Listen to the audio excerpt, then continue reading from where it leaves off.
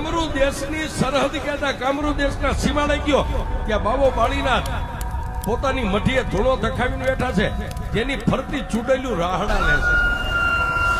ત્યાં મેલડીની પાસે કેટલા દાગીના પડ્યા, આપણી પાસે ઘરેણા હોય ને એમાં બધા રહ્યા ને એ મેલડીના દાગીના છે. ફરતી એ ચૂડેલું રાહડા લે અને કાનિયો જોગી આમ જોઈ ગયો અને કંડિયો આમ હતો ને સાહેબ, મોઢું આમ બાજુમાં લઈ જઈને કીધું માં એ બાવા બાળીનાથની સામે મઢી અને ફરતી ચૂડેલું રાહડા લે. અને તેથી કાનિયા જોગીને માતા મેરડીએ કીધું કાનિયા થડકતો નહીં, બીતો નહીં, ધીમે ધીમે એ ડગલે ડગલે મને મેરડીને યાદ કરતો કરતો બાવા બાળીનાથની મઢીની બાજુમાં જા. કાનિયો જોગી કે પણ મારી આટલી બધી ચૂડેલું મને ભરખી જાય છે કે દીકરા તારે નથી જોવાનું. એ કાનિયા તને હજી મારી ભક્તિની ખબર છે, તને મારી શક્તિની ખબર નથી કે હું મેલડી કેવું.